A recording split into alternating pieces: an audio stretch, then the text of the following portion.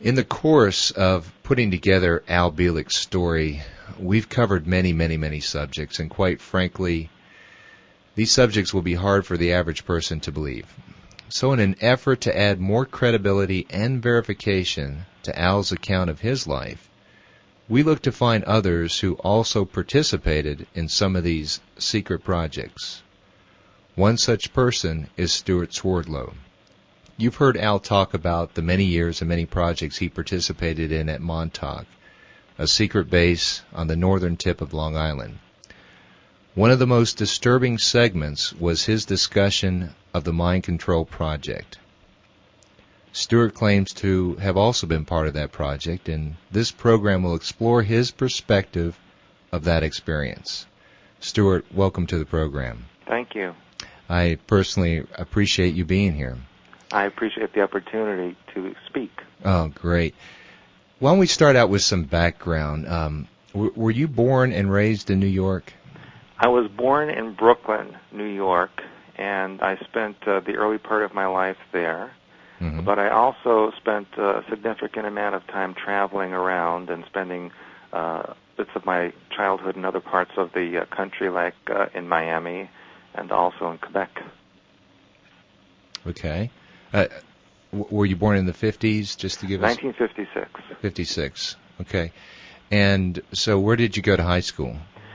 Well, I started going to high school in a little town on the central part of Suffolk County, Long Island, called Smithtown Central High School, mm-hmm. which since that time has greatly expanded and split into two different schools.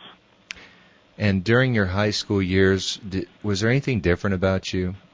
Well, there's been something different about me most of my life. But as far as my high school years are concerned, yes, I was very much withdrawn from social groups because I knew I didn't fit in or belong. And I also had experiences that I could not talk about, nor did I expect anyone to understand. Wow. And these experiences that you had, would you characterize them as, say, metaphysical, perhaps? Well, that would be, I suppose, an overall umbrella term to cover that. But I would use a better word using, let's say, interdimensional, or mm-hmm. or even non-physical would be a better description of them. Did you actually see beings? Well, of course I did, but that went way back before high school. In the very beginning, I did remember as a child having experiences with what I now know to be the alien beings. However, as I got older and became a teenager and even into my 20s, that experience developed more towards being with human beings who were in the guise of aliens, and some of whom were in the guise of military personnel who would perform certain experiments and ask me to do certain functions and tasks for them. And this was during high school? That was during high school. I started high school in 1970, and that was just the beginning of the Montauk Project. It didn't become really wild and crazy until about 72, 73. As I understand it, that was kind of the first phase of the mind control part of Montauk. Correct, and it was after that, or actually during that time, that it moved into genetic manipulation and then finally into time travel. Wow. Let's go back. You talked about you had experience with aliens. Do you recall which group? From childhood? Yes. Yeah, from the very beginning, the first memory I have of that was of approximately the age of 3. Wow. And when I was in my room alone at the time, I remember waking up and being taken aboard what I thought was a little bus or a car of some kind that was hovering outside my window. And it wasn't very large because I was only 3 years old, and I remember that my head wasn't that far from the ceiling. And there was only one other being in this vehicle who was about my size. Now, it was not the typical gray that you hear about in books and movies, mm-hmm. but rather it had a kind of a plant-like appearance to it, a slight green tinge to it, slimy, very thin, and it even communicated telepathically, and somehow let me know, even at 3 years old, that it lived like a moving plant. And that was my very first experience with this type of creature. That is not the typical extraterrestrial we as humans think of, but for those who really dig into this subject, there are many references to extraterrestrials who are not humanoid. That's correct, and in fact, it was during that experience, and I wrote about this in my book, Alien Connection. Mm-hmm. This being took me to a platform that was orbiting the Earth, and it was on this platform that I actually met a very wide variety of alien life forms that were in some kind of a council or group, and actually told me about my own creation and genetic inheritance and what I was supposed to do on the Earth. Of course, at 3 years old, I didn't quite understand it. Can imagine. But it was years later that a lot of this information that obviously had been downloaded into my cellular structure started coming to the surface, and I started remembering more and more about that experience. Well, do you think your mother was perhaps implanted to some degree prior to your birth, or there was some manipulation going on while you were in her womb? Well, that's a very interesting question, because I write about this in my Alien Connection book. Mm-hmm. My birth was extremely unusual. In fact, when my mother went into labor with me, she was taken to a hospital that was not completely built yet, and in fact moved her into a wing that wasn't even opened. In fact, it was November and there was no heat and it was quite cold. Mm-hmm. And they examined her and told her that there was no way she could have become pregnant because she had no birth canal. She was completely born with a birth defect that completely sealed up her birth canal, and they told her it was impossible for her to become pregnant. Therefore, they had to do surgery before I was born, while she was in labor, to actually create a birth canal. And as it just so happened, and I put that in quotes, there was a doctor from Texas who just happened to be in that hospital and who just happened to be an expert in that kind of surgery. And so he did the surgery, and I was pulled from her womb with forceps, because I was literally hooked onto her pelvic bone. And so they told her that I was consider it to be an immaculate conception, because there was no way she could have naturally become pregnant. And of course, back in the 1950s, they didn't have such thing as in vitro fertilization or anything like that. So she thought she had become pregnant the normal way, and yet they told her that was impossible. So obviously, Stuart, there was some plan for you. You were prepared. Well, I was told subsequently, and that wasn't until I was a teenager, at the project that they told me I was genetically created. I was a manipulated project that was implanted in her womb for a specific purpose. And did they ever tell you who actually did this work? It was a combination of the scientists from Nazi Germany, American scientists, and Russian scientists, in conjunction with an alien group. And do you know who that alien group was? Yeah, it was from Sirius A. Oh, those guys. Yeah. Okay. Al does talk about them at Montauk briefly. Yeah, they used a lot of their technology in Montauk Project. Okay. Now I'm gonna jump ahead just a little bit, and then we'll go back. But first of all, do you know Al Bielek? Oh, of course. Now, how do you connect with him? I met Al years ago, and during the project I did not know him because I was in a different category. Mm-hmm. He was more involved in the control or functioning of the project, where I was involved in the actual workings of the experiments and being part of the experiments. Okay, so while you were there, you never met him. I knew of him, mm-hmm. and I did not meet him personally because he was a very high superior compared to me, and I just never met him. It's kind of like being a page in the White House and knowing the president's there but not officially meeting him. Wow. And but I did meet Al back in 91. Mm-hmm. Preston brought him to my home, and I've known him ever since, and he's visited me quite often. Very interesting. For our listeners, though, could you characterize what the Montauk project, the Montauk Mind Control Project was, and what its goals were? Yeah. Initially, from what I know about it, it was an outgrowth of the German mind control experiments that occurred back in the 20s and 30s and 40s. Now, the reason that they needed to really expand on this in 1970 was because of the Dulce Wars that occurred in July of 1969 underneath New Mexico, where there was an actual attack on humans in this underground base in the Four Corners area.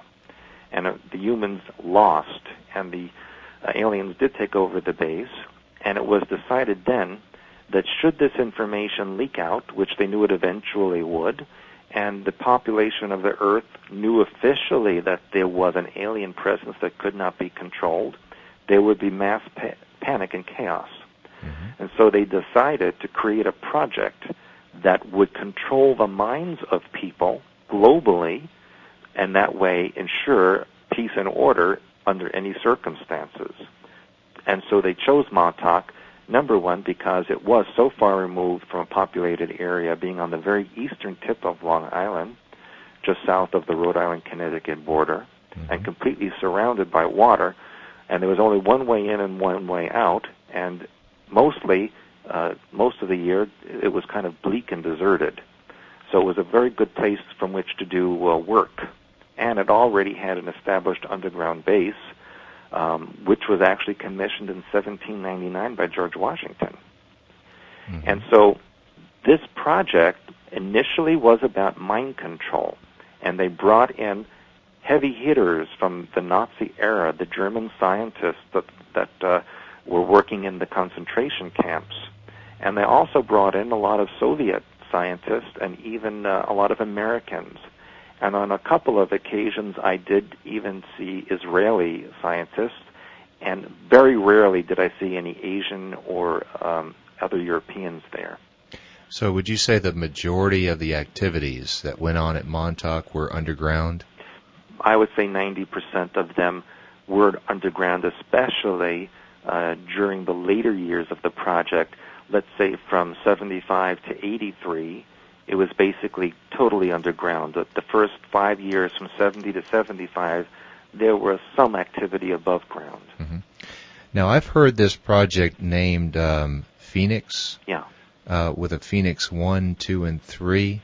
Is it different phases in different years? For instance, Phoenix 1, according to someone else, started in 48. Is that how you recall the name of this as well? Yeah, and it was also called the Rainbow Project. There were many umbrellas that were given to it, and then many feeders that come out from the umbrellas that have specific functions. And so Montauk itself was under the Phoenix Project, mm-hmm. and it had sister projects in Europe and in the western part of the United States. In Europe, there was an underground base in the Alsace-Lorraine region where the French and German border are. And curiously enough, this area became the headquarters for the European Parliament in the city of Strasbourg. Mm-hmm. And that project was called MALDA, M-A-L-D-A. And then in the western United States, they had similar projects going on in what became known as Area 51. All of these were tied together, but Montauk was the parent project for mind control and genetic manipulation. A lot of the genetic manipulation was then also transferred to Plum Island, which is just off the coast of Long Island, which to this day is still heavily guarded, and no private citizen can go there, only government scientists. So going back, would you say that the purpose of the mind control part of Montauk was just so that we would not believe that aliens existed? I wouldn't say that exactly. I would say it was to prepare human beings for the actual knowledge that aliens exist, so that there would not be panic and chaos. So they were convinced that if people thought aliens, or if they knew aliens existed, they would lose it? Yeah, because basically the idea was right after World War II, when the Roswell incident occurred, the government realized that if they were to reveal an alien presence on the Earth that could not be controlled or stopped, that would cause mass panic. After the Nazi scare and then the communists in Russia and all of these things going on, the U.S. could not be made to look weak. It had to be made to look powerful, and therefore they would keep everything under wraps and make everyone who admitted seeing UFOs or had proof of it discredit them or eliminate them. But apparently a lot of extraterrestrials worked in this program as well. Yes, they did. The bottom line really is that there is an alien group that really was the first ones on this planet and consider it to be theirs, and they've always been here.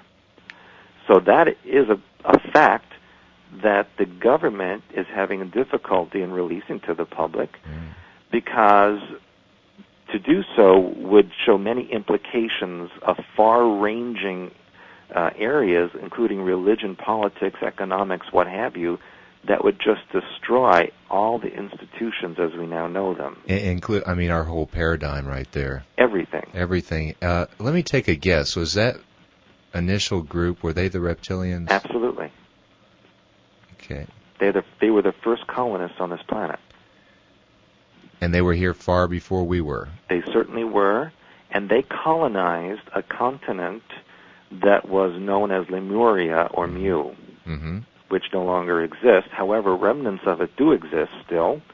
The islands of Hawaii are at the very center of what was that continent, and most of the Pacific Rim, including the western portion of California west of the San Andreas Fault Line, is also part of Lemuria.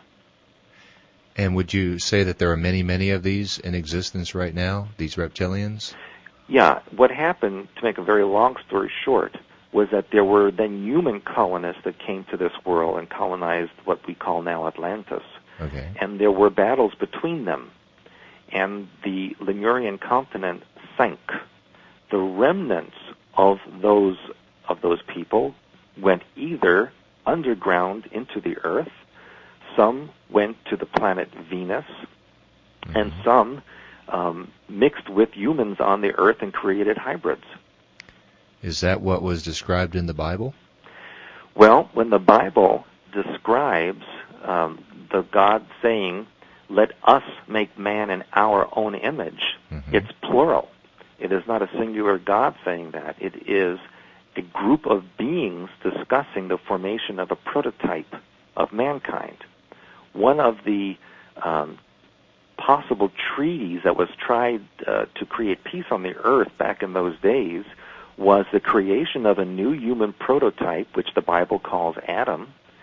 And this was supposed to be a combination of the reptilian with humanoid forms so that they would be a model of peace that could exist on the earth. The condition was that the androgynous reptilian body be used as the basis for it. Now, the reptilians are androgynous, meaning male and female in the same body. There are no sexes in the reptilian races. And so the story of the removal of the rib of Adam to create Eve is an allegory for the separation of a reptilian body into a male and female component. And then DNA was then added of humanoid forms to create a prototype for a human being.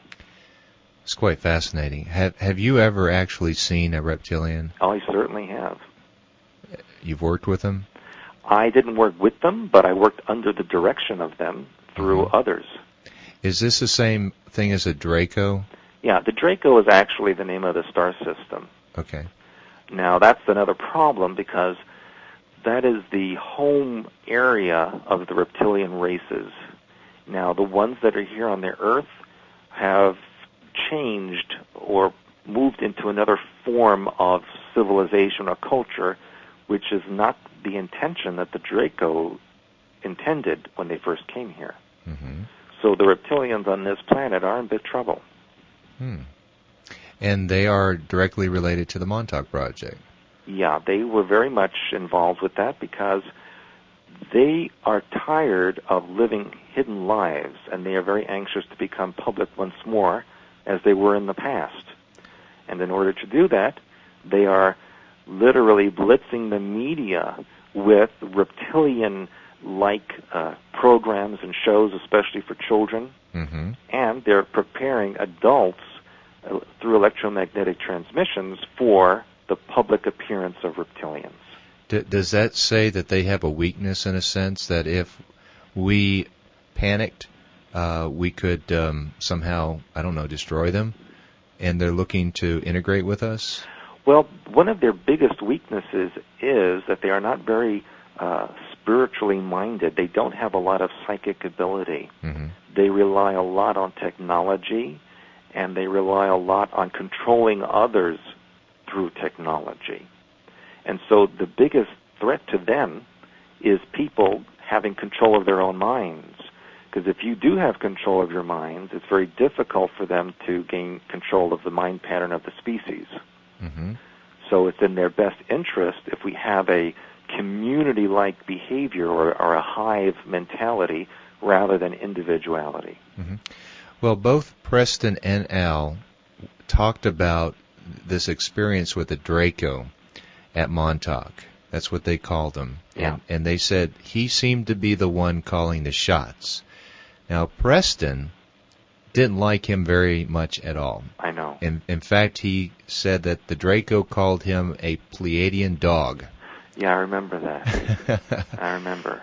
Al, on the other hand, said that he was a bit arrogant, but after several meetings, the two of them sort of struck a basic friendship. Did you ever actually see or meet this Draco? There was more than one. Mm-hmm.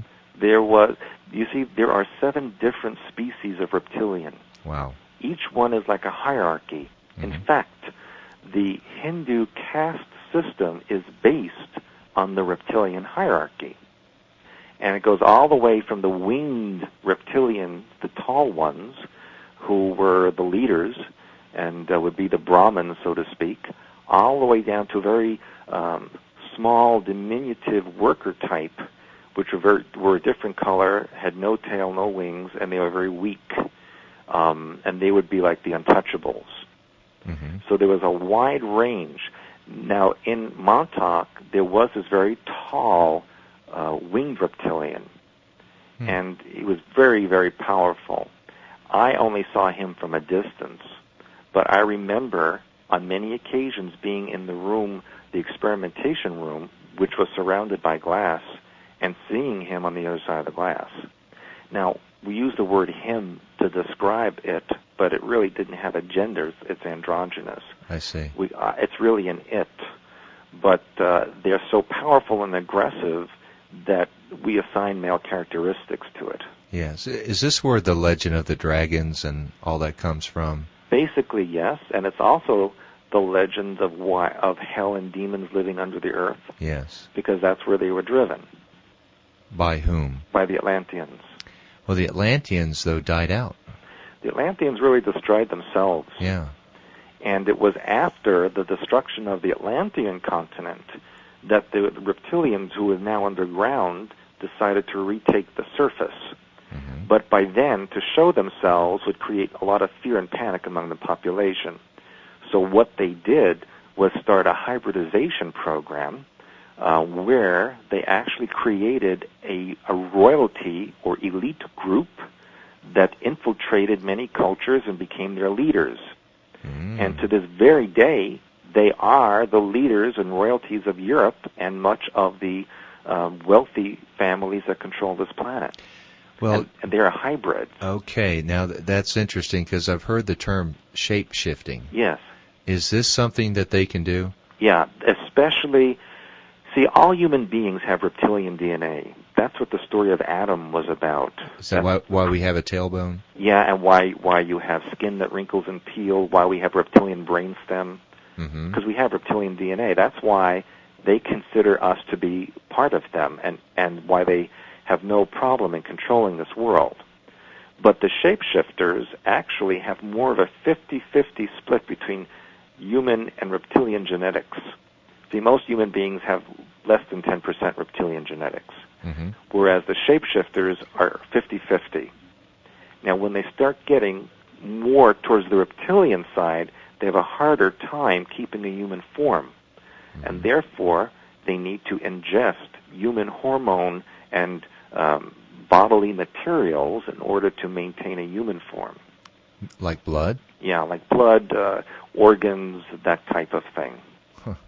Now, I would assume you would classify yourself as a sensitive? Well, I don't know if there's a word that describes me. Okay. Lately, I've been using the word mentalist, but I'm not too thrilled with that. That might be good for this week, right? Yeah, but anyone can come up with a nice word. I'd be looking forward to it. Well, here's where I'm going with this. If you were to walk by, say, one of these 50-50 people, would you be able to pick up on it? Oh, absolutely. Okay. Now, the average person, would they not be able to? Not visually, but subliminally, they probably could. Because there is an energetic field around them, which if you can't see visually or mentally, you can feel it. And generally, you get the idea that I don't like this person, or this person is nasty or aggressive, or some negative feeling that you might get. And then you need to look at that.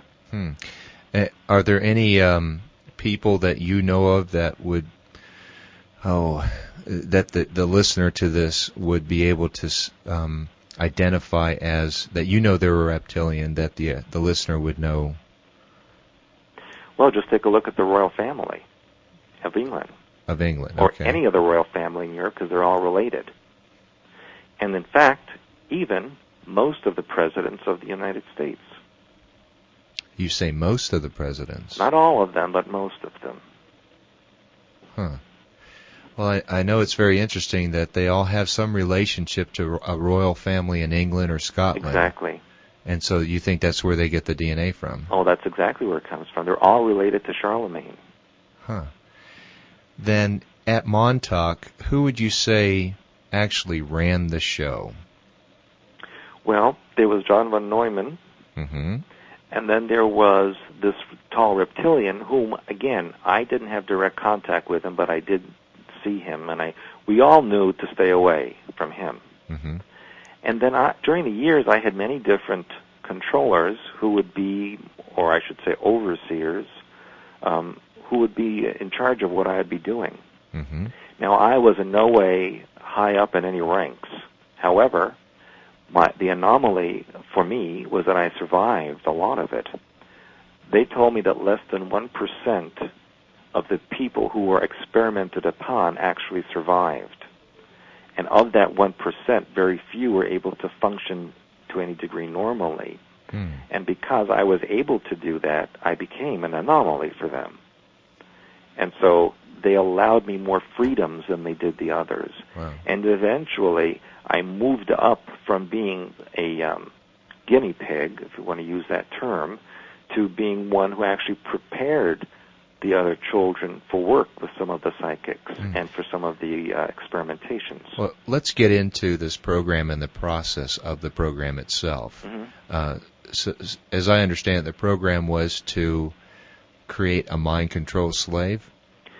That's how it started out. Okay, were you involved with this program at that point? Yes, I was. I was there from the beginning. From the very beginning? Yeah. How did you get recruited into this? Well, I was about to explain. My great-uncle was the first president of the Soviet Union. And because of that, my family was very closely followed in this country and basically used for purposes on this side of the Atlantic. Okay, because there would have been some DNA associated with him, right? Absolutely. Okay, it seems like they always track the DNA. They go along family lines, yes. Yes, okay. So you were tracked, and then how did you get into it? Did they grab you, or? Well, it wasn't like they grabbed me, but even from childhood, I can remember even being 2 and 3 years old where my grandmother's husband, who was a Mason, 33-degree Mason, would take me to areas where these other little children were being abused, threatened, all kinds of things happening with them. And even as I got older, I would be taken at night by by what I thought at the time were aliens to various places for indoctrination and experimentation. And it wasn't until we moved to Long Island that it became pretty much a daily event. Did your parents know about this? Well, I'll tell you, my mother refuses to talk about it. I asked her to talk about certain things, if she'd be willing to talk publicly. She absolutely refused. Mm-hmm. And my father is very annoyed with me for even speaking about it and told me I had no right to do so. Why do you think he's annoyed? Well, he was involved in certain government projects back in the early 50s in New Mexico and West Texas. And for the first 3 years of my life, he was followed by military or Secret Service people. And to this very day, he refuses to discuss a lot of the information. Now, his mother was a Soviet spy, and in fact spent a lot of World War II traveling back and forth to Europe. And when she died, he took all of her passports, her information, photos, etc., and burned them in the fireplace before anybody could get a hold of them. So he's covering up a lot of stuff. He doesn't talk much at all.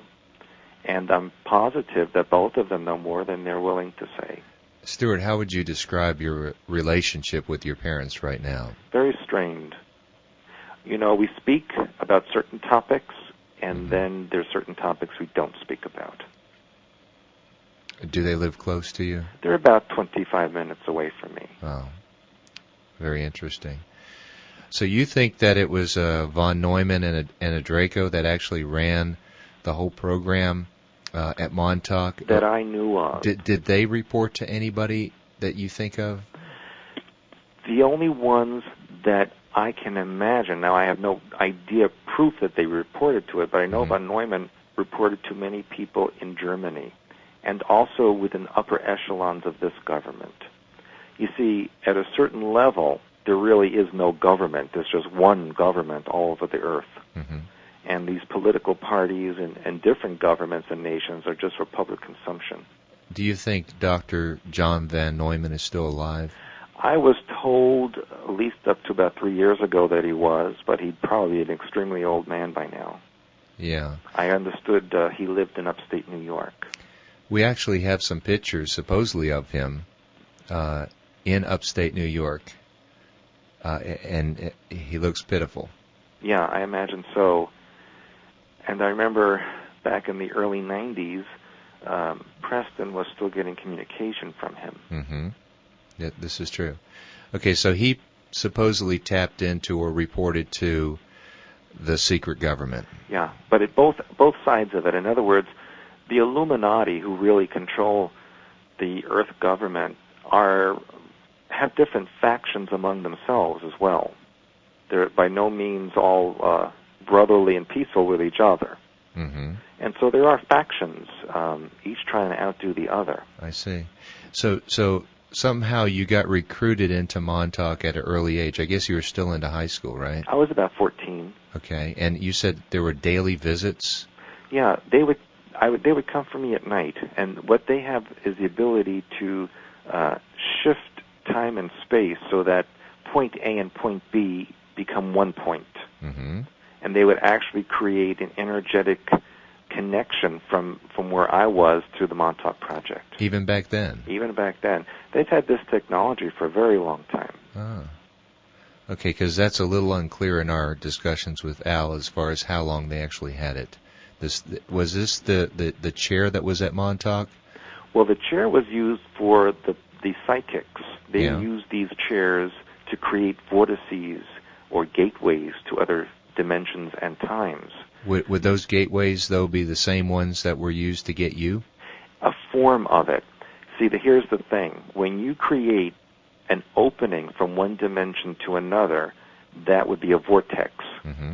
When you create a shortcut from point A to point B within the same reality, that's a wormhole.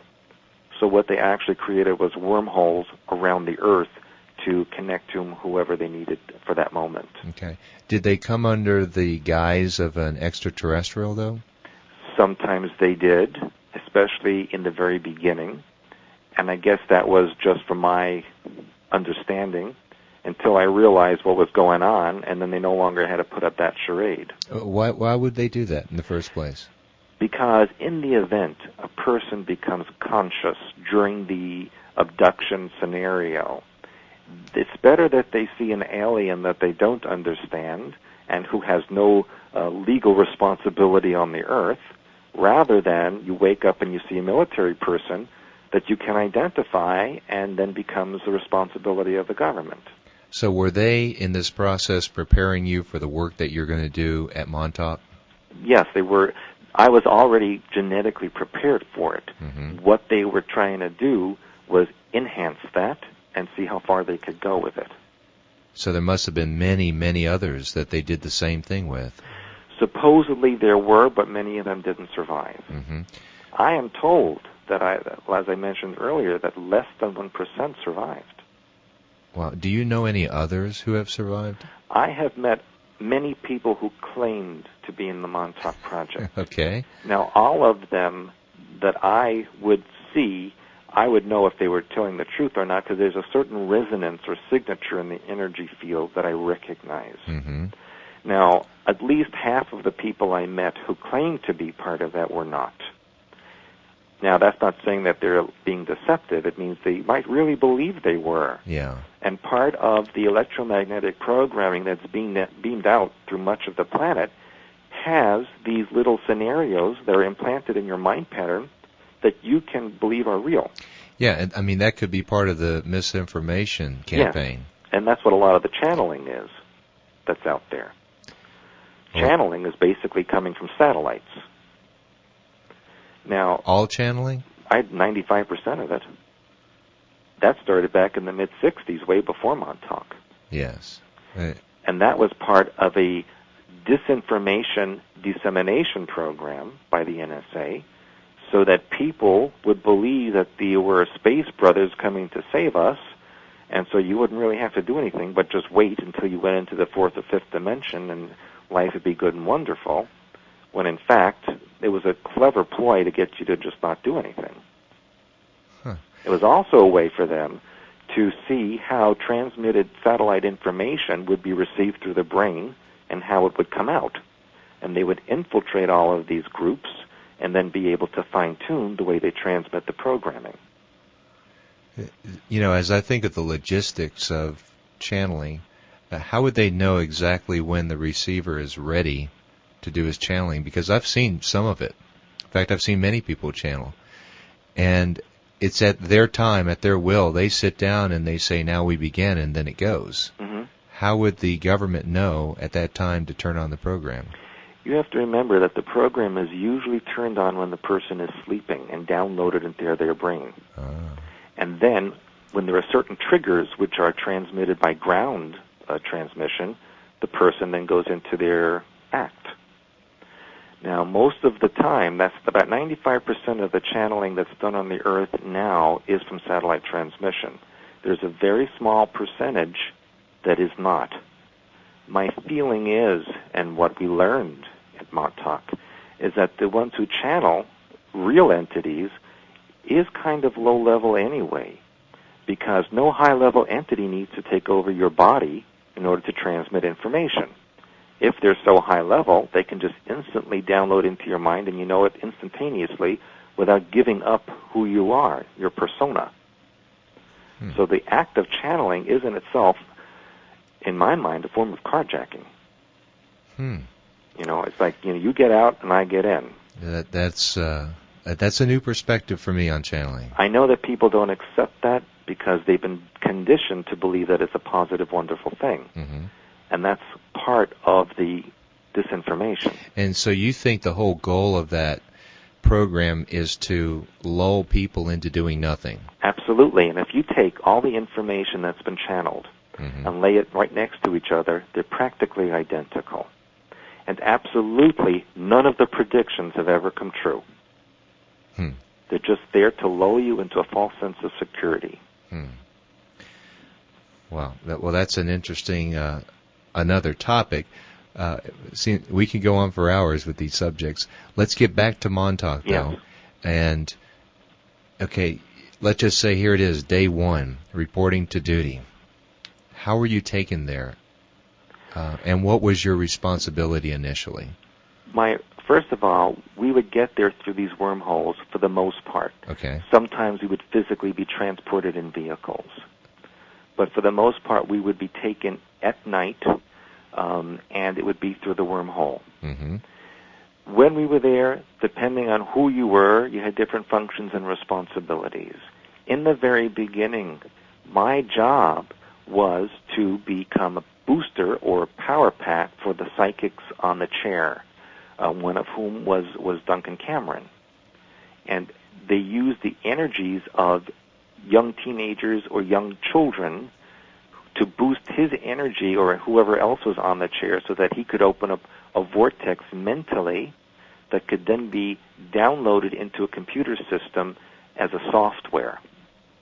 And then that could be replayed without him personally having to do that.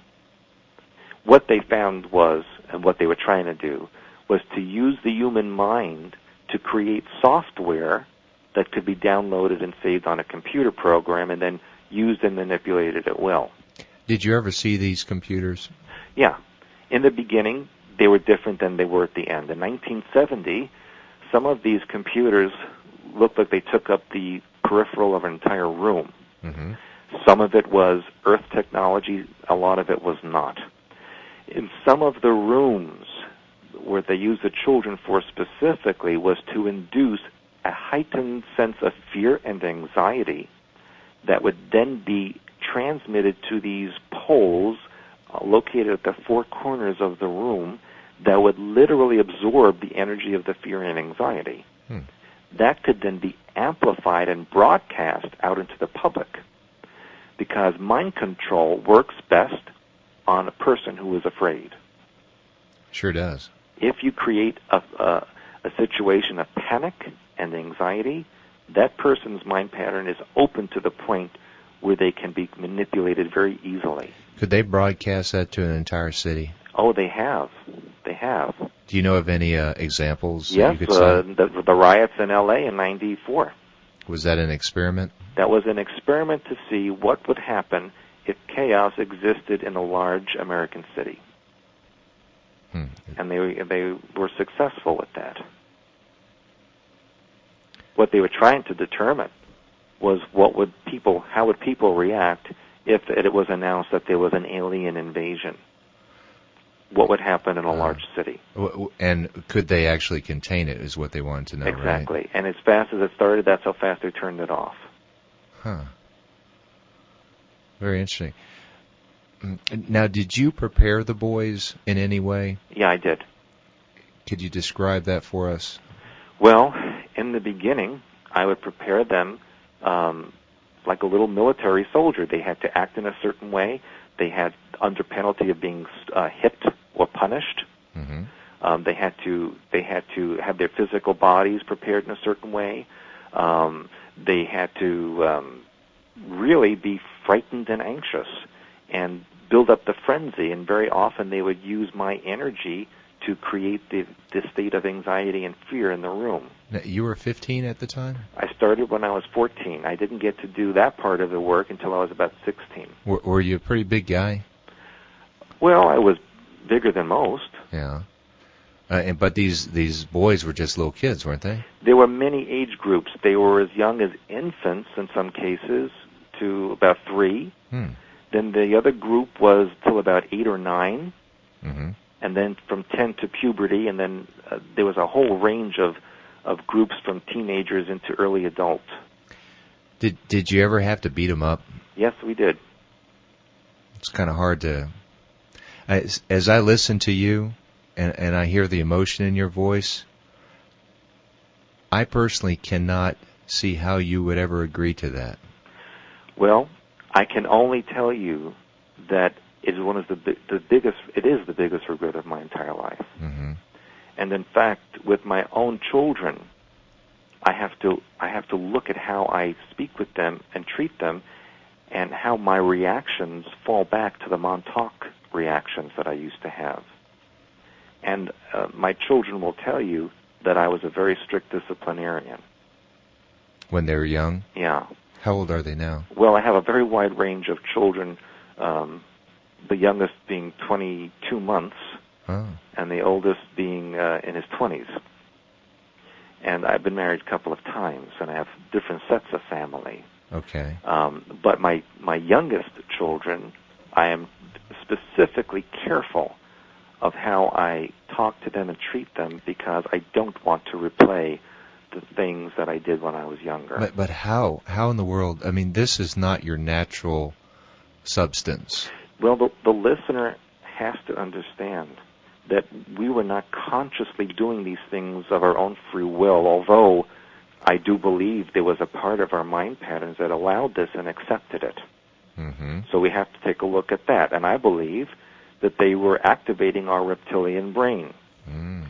And so we didn't really understand or know what we were doing, but we were indoctrinated to believe that it was the right thing. Okay, you're tying a lot together for us, Stu. I mean, thank you. You know, as Preston called it, he said it was his alternate reality when he was there. Yes. You know, it wasn't this reality; it was a different one. Do you feel the same way? It was like a dream state. Now, when you were there, let's just say I knocked on the door, they let me into Montauk. Would I have seen anything? Would it have been a different dimension that you operated in? Well, if you were actually let into the area, it would have been quite physical. Mm-hmm. I mean, you would have seen physical bodies and physical machinery and equipment. Now, the non-physical part exists when they would send someone interdimensionally, mm-hmm. or when they would hook you up to a computer and you would go into an altered state. And very often, when they built up this frenzy in the room of fear and anxiety, the overall energetics of that room would put you in an altered reality. It would be like a living nightmare. Wow. That's the only way I can explain it. Yeah. So how long were you there, from age 15 till? Well, when? I was 1970 to 1983, so I was from the age of 14 to 27. Wow. Now, during the day, did you have a normal job? Yes, I did. And I worked for a company that was related to the Montauk Project. And the symbol of that company was the Ankh. The Ankh. Yeah, that company no longer exists. What is an Ankh? An Ankh is an Egyptian symbol which looks like a capital T with a loop on top. Mm-hmm. Okay. And it stands for eternal life, as well as the liaison between physical and non-physical reality. Wow. Are you free to name that company? I wouldn't name it publicly. I will only tell you it was a pharmaceutical company. Wow. Do you think you were placed there? I know that I was. Mm-hmm. So. And very often, my job there was involved in a lot of travel, and so I was not available most of the time. So you would travel, go to a hotel room, and they'd pick you up that night? Exactly. And you did this for 13 years? 13 years, yes. Wow. Stuart, what's remarkable talking with you is your memory seems so clear. That's what I need for people to understand. I always had my memory. It never was buried or suppressed. I never would wake up and say, oh, I remember this, that, or the other thing. I always knew that. I always remembered it. Mm-hmm. And I had no one to tell, and that was the frustrating part. Because as I, talk with Al and I talk with Preston, they only have parts of their memory. And it took many, many years for that memory to come back. I understand. Okay? And perhaps what's back is not 100%. In fact, they'll freely admit that. But you're the first one that I've talked to who can issue out such details. But speaking about details, help us paint a picture of what this underground facility actually looked like. Well, many people have described it as being 8 levels, but in reality it was a 9-level operation. Mm-hmm. The number 9 is very important to the Illuminati, and most of their underground facilities have 9 levels of one sort or another. And the very first couple of levels were designed as holding areas, here's where many of the cages were found, where they actually put the children in and held them until such time as they were needed. Mm-hmm. They also would keep soldiers or equipment in these upper levels just for storage purposes. It was generally a staging area. Then there are levels 3, 4, and 5 were generally used for the experimentation and genetic manipulation. Here's where scientific medical programs were developed, where they would inject people with certain type of material, or they would put implants in them or hook them up to certain type of devices just to see the results or see how a person would react to that. And it was in these levels also where the age of the person was important, because depending on the age, they used children to create fear and anxiety for the mind control. They used the teenagers and younger adults for the genetic experimentation. And it was also in these levels, I think it was level 7, where the deep programming for the sleepers was given. Now, sleepers being people who were being programmed for a future time when a certain trigger would be provided and then their function would be opened up, whether that would be as an assassin or as a political person, whatever the function happened to be, they would be programmed at that level. It was at the very deeper level, especially level 8, that they had the time travel, the vortex opened up to many other places. It was kept at a very deep level because in case there was a bombardment from the surface, that would be untouched. It was also at the deeper levels that the tubes leading out into the ocean and into other parts of the continent were available. And that's how they would also bring people in from underground areas. Was there a gigantic subway? Yeah, in fact, the whole Earth is crisscrossed with this tube system, which is very fast. It's faster than a plane. And it travels basically all over the Earth. Now, originally, they told us they didn't know who built it, that it had been there since day 0. But I know it was built by the Lemurians.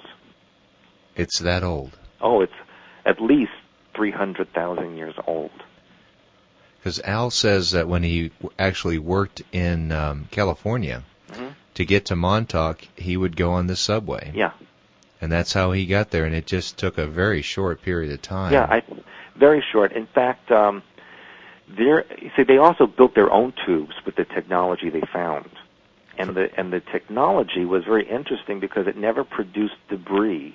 It would just simply build a tunnel, and the debris would be incorporated into the walls of the tunnel, which glowed a green color. It was always self-illuminated. So they never needed electrical equipment or anything down there because it was just self-illuminating. Now, that I know was alien technology, but it had been here so long that they just incorporated it into their own. There was one time, I was told back in 1961, I believe, there was a spacecraft that came down in the Mojave Desert. And this craft came from the Tau Ceti star system. And the being who they found on board, it was quite human-like, was taken through the tube system to an Air Force base in North Dakota. And he went in 1961 from the L.A. area all the way to North Dakota in less than 2 hours in this tube system. And of course, when he got there, they did execute him, but they did interrogate him first. They interrogated, then executed him. Yeah. Wow. Now, physically inside Montauk, what did it look like? Depending on where you were, because you have to remember it was built over a 200-year period. Did the Army Corps of Engineers have anything to do with it? Oh, yeah, they did. In fact, they're there at this very moment. So you're saying that the base is operational today? I was there in June, and the Army Corps of Engineers was there tearing down buildings and covering up openings, and it was a very precarious situation being there. But we did sneak onto the base and managed to see what was going on. Wow. So they are in the process of doing something there right now. Do you think you still have any connection to this Montauk project? I'm sure that I will for the rest of my life. there's programming in me, even now, that I'm sure isn't opened yet. Yes. So the project continues, doesn't it? Not in the same way. Okay. Because you said, didn't you say you're there till 83? Yes. Okay, now 83 is such a significant date. Yeah. August 12th. Yeah. Without me giving you any leeway on this, and well, I'll tell you what happened. Tell us what happened from your perspective. I'll tell you what I know. Okay. In 1983, August 12th, now there was a psychic that was used predominantly to help open these vortices and other software that was downloaded by computer. Was that and Duncan? He would sit on this chair, which was hooked up to his brain, mm-hmm. and whatever he thought, the computer would generate and download. Mm-hmm. Now, someone was supposed to be monitoring him, but I guess after all those years, they started getting too lazy or familiar with the process, and he was left alone on the chair, and he fell asleep and had a nightmare. And in the nightmare, he generated this monster energetically that the computer then created physically. And this creature, which they call Junior, mm-hmm. started tearing up the base and creating havoc. Mm-hmm. And they could not turn it off because it kind of had a life of its own. Mm-hmm. And the only way to stop it was to destroy the equipment.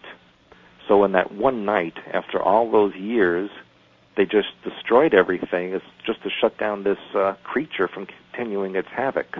Mm-hmm. Now, the embodiment or energy of that creature is still in the energy field at Montauk. In fact, even in recent years, people who have taken pictures of the area have seen or photographed the outline of it.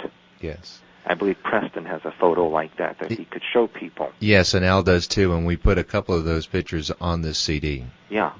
And so, when that happened, those of us who were left kind of were like unplugged from a central computer, and I know personally, for the first time in my life, I felt like I didn't know who I was or what I was supposed to do. Wow. I was literally like a Borg that was disconnected from the collective. Now, Stuart, you talk of this event as if it was just a mistake. That I believe this was Duncan that you're talking about. Yes. Who was on the chair. Right. That he fell asleep and had a nightmare. I have heard other stories where this was really a planned event. Well, you know what? I'm open to all of that because the Illuminati have so many scenarios and phases that I wouldn't put anything past them. Huh. So it's very possible it was a staged event. However, from my perspective and what I knew, it was an accident. Well, it was, as described to me, there was an intention to destroy the base, and this was the plan. Very possible that somehow a nightmare situation was transmitted to Duncan while he was on the chair. Yeah. That's a possibility. Okay. I would not doubt that. Now, were you actually at the base when this happened? No, I was actually at my home in another part of Long Island. Mm-hmm. And when it happened, I had a nervous breakdown. I just went berserk. I became an alcoholic. I could not function in my marriage. I was just insane. And that led to a very long period of time where I was just really let loose in the world and was quite wild until finally I was sent to deprogrammers who unfortunately did work for the government but did download a lot of information for me and help me to get myself at least balanced in some way. However, during that time, I was placed on Prozac, hydrochloride, all kinds of medications designed to make me unaware of who and what I was. And every time I complained about it, they doubled the dosage until I became suicidal.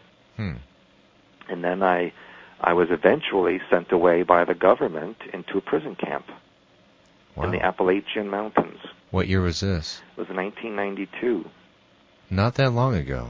8 years ago. Yeah. Oh, 8.5 now. How long were you there? I was in that particular prison camp for about, I guess, 7 months. That was in the eastern mountains of Kentucky.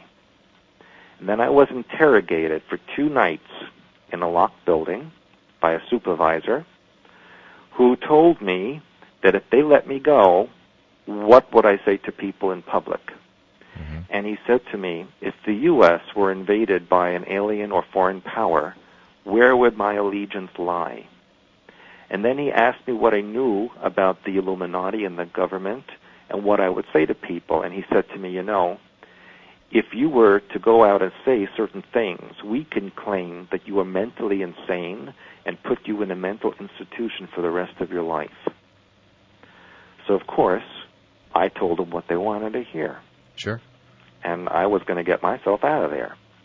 Now, mind you, even though it was a prison camp, I was in charge of the education department of the prison camp.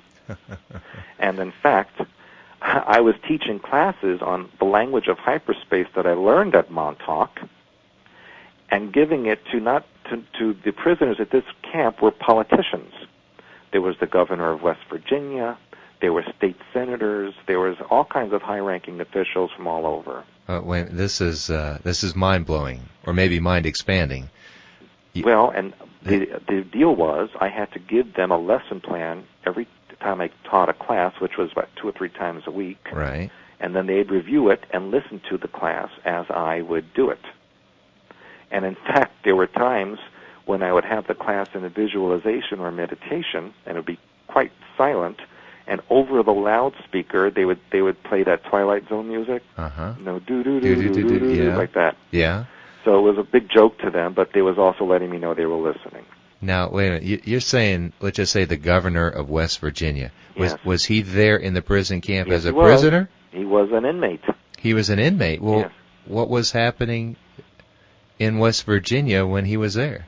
Well, all I can tell you is West Virginia must have a lot of corrupt government because half the state was in this place. Ah. The state senators, the governor, police chiefs, I mean, you name it. They were in this place. They were there. Yeah. And then they finally sent me to a camp in central Pennsylvania at the top of another mountain. And there I was again in charge of the education department. Mm-hmm. And I was also in charge or helped monitor for the National Weather Service. I would take readings for them and transmit the information because there was no stations in the area that were reliable. And so I did that for about a year. Okay. There again, teaching classes, doing all kinds of things for the inmates there, meeting with the prison camp and penitentiary education department and giving them my ideas of how to educate people there. And then I was finally sent, guess where, to the Philadelphia Naval Yard. No. Coming full circle. Okay. And what year was this again? That was now early 94. By the time that was October 93 when I finally got to the Philadelphia Naval Yard. 93 October. And I was there till spring of 94. Anything interesting happened there? Well, there I was placed in charge of recycling material, and my supervisor there was a lady who I guess she had some kind of a romantic interest in me, or she would call me into her office constantly, and was a little too close for comfort, for all I can say. Mm-hmm. Now, what she told me was, and now I never solicited any of this information. She just told me that she knew that underneath the base were tunnels that led to various parts of the country, and that in various parts of the country, she was in charge of shipping material that was being stored in case of a national emergency in the future. Now, do you think she was trying to get romantically linked to you to control you, or it just happened that way? It's been my experience in my life that they have sent many women into my life as my handlers or controllers. Right, and you're programmed to respond immediately, right? Yes, sir. Okay. Wow, and you think she was one of them, right? Oh, I'm pretty sure that she was. Mm-hmm. But then why would she have told you about these tunnels? Many of the times, many of these handlers or controllers each provide me with bits of information designed to trigger certain programming in me, or to hook up to the reciprocal information that I already have. It almost sounds as if you're a conduit, a tuning rod, or something for the balancing of energy. within this planet. Well, that's very curious that you said that, because one of the things I teach in my lectures and seminars is how to balance the left and right hemispheres of the brain and the energy system. And I was pretty much an expert in that, but I was also considered an expert in alien civilizations. And very often, when there'd be a crash or some kind of activity where there was an artifact left, an artifact meaning part of a body, an object, what have you, I would be shown either that body part or pictures of it and asked to identify the species. And that I did up until about 91 or 2. And how did you know, Stuart? How did you know? I knew since I was 3 years old, when I was brought to that platform, about the species that were involved in creating life on this planet and what that whole scenario was about and how it's failed. And so this whole world, everybody on it, is an experiment or part of an experiment. And everyone on this planet is an alien to it because life here is not natural. It was either brought here or created on it. Wow. You know what comes to mind, Stuart, is I've heard many people say that if our entire DNA was activated, we would have all the knowledge that we would need. We would know everything. Well, 97% of all DNA, whether you're an amoeba, an alien, or an elephant, is identical. Now, science calls it junk DNA. But that 97% is the foundational mind pattern of what you would call God mind. Right. It's only the 3 remaining percent that differentiates species and individuals. But is yours more activated or connected than, say, the average person here? Is that how you have this knowledge? Well, a couple of things. Number one, human beings only use 10% of their brain. We've heard that. And so I teach people how to open up the other 90%. Now, whether you consider it fortunate or not, because of what I've been through, a large percentage of my mind pattern is opened and available. And when that happens, it correspondingly opens up the related DNA sequences. Have you had a lot of success with this? Very much so, and I teach classes in this. And looking at your website, and we're going to provide links to your website off the CD, I see you have a lot of classes. Yes. But various different types of classes. Right, because there's language of hyperspace, there's DNA, there's healing techniques, simultaneous existence, all different aspects of opening up the mind pattern. Now, how would one feel comfortable going to your class after hearing the story of how you were controlled? Well, that's a very common question, and it's a good question. Okay. And so I say, don't listen to the messenger, listen to the message. Yes, I was programmed, I was genetically manipulated, what have you. That doesn't alter the value of the information. 1 and 1 is 2, no matter if I tell you or Adolf Hitler tells you, it's the same valid information. And so the information that I teach about color codes and archetypes and hyperspace sentences, all of that is quite valid. And I encourage people to really study it for themselves. I only provide the tools. I don't make it happen for you. I tell you what you can do for yourself to open it up. And Stuart, then it's up to each individual. Okay, Stuart, what do people do with these tools? They find out who and what they are. They find the truth of them? That's correct. Not that it comes from me or anyone else, but it will come from themselves. They will actually access themselves. I could see 2 things happening. I could see one becoming enlightened and accepting and loving. I could see another, upon realizing who they are and perhaps becoming fearful and not handling it very well. Well, that is because of the conditioning that people have been through. Right. People are designed to identify themselves with their problem. They're too fat, they're too short, they don't have enough money, they never find a parking space. That's how they identify themselves. And the fear is, if they don't have those issues, they don't know who they'll be. So there's a fear in that. But they should also realize that that's not who they are. That's who they have been told they should be. So do you believe in the common saying that we're spiritual beings having a human experience? Exactly correct. And if indeed that's true, then that really transcends this whole physical experience. The physical reality, and there's many, almost infinite physical realities, all with different vibratory rates. That's why you can't see them. Mm-hmm. But all of them combined is really a speck in the mind of God. The bulk of it is non-physical or energetic. Mm-hmm. I almost consider physical reality to be an error in thinking in God's mind.